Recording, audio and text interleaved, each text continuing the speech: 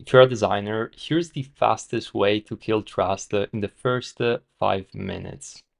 Now, most designers don't lose trust because their work is bad, especially these days with AI.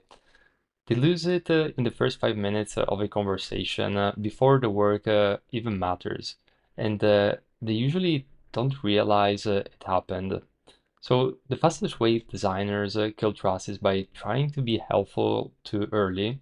So they would jump into solutions, start suggesting features that react to partial information that a client just gave them on a whim. And to a client, that doesn't feel proactive. It just feels unsafe. Now, high-paying clients don't want speed at the beginning. They are mainly looking for orientation. And here's a pattern which I see constantly.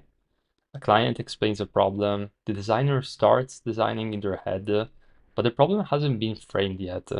So the constraints aren't clear, the trade-offs haven't surfaced. So the first suggestion becomes a guess. And once a client sends guessing, the trust drops immediately. Another common trust killer is agreeing too fast.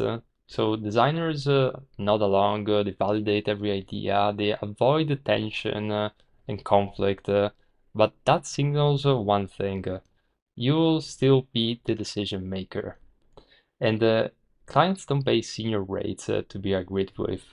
They pay to be challenged, calmly, of course. But that's ultimately what they're looking for, an expert that can challenge their assumptions. It's also the language problem. The designers talk in abstractions, things like modern, clean, intuitive. Clients usually hear taste and not judgment when they hear these words.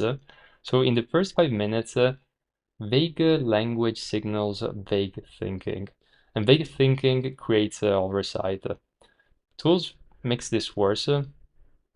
Screens shared too early, for example, AI outputs shown too soon, visuals before alignment, and especially once visuals enter the room, conversations drops to preferences, and the preferences and is basically where trust goes to die, unfortunately.